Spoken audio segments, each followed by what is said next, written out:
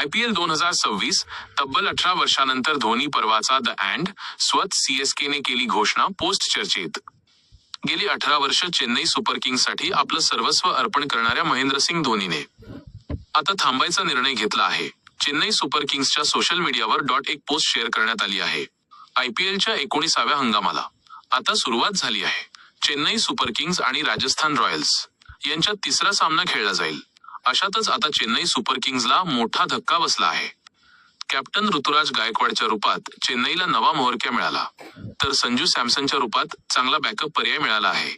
अशातच आता चेन्नईचा थाला निवृत्त होण्याच्या मार्गावर पोहोचला आहे. गेली 18 वर्ष चेन्नई सुपर किंग्ससाठी आपलं सर्वस्व अर्पण करणाऱ्या महेंद्रसिंग धोनीने आता थांबायचा निर्णय घेतला आहे.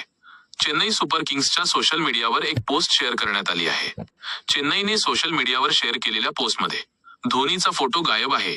तसेच नव्या युगाची सुरुवात असं म्हणत चेन्नईने संजू, ऋतुराज, शिवम दुबे आणि ब्रेविस यांचे फोटो शेअर केले आहेत.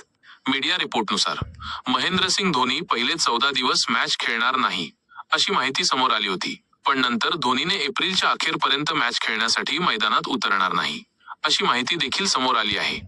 एवढंच नाही तर महेंद्रसिंग धोनी चेन्नईच्या टीम सोबत देखील प्रवास करत नाहीये. तो राजस्थान विरुद्धच्या मॅचसाठी गुवाहाटीला देखील गेला नसल्याची माहिती चेन्नईतून समोर आली होती. दरम्यान धोनी आता हळूहळू चेन्नई सुपर किंग्समधून काढता पाय घेतोय हे स्पष्ट होताना दिसत आहे.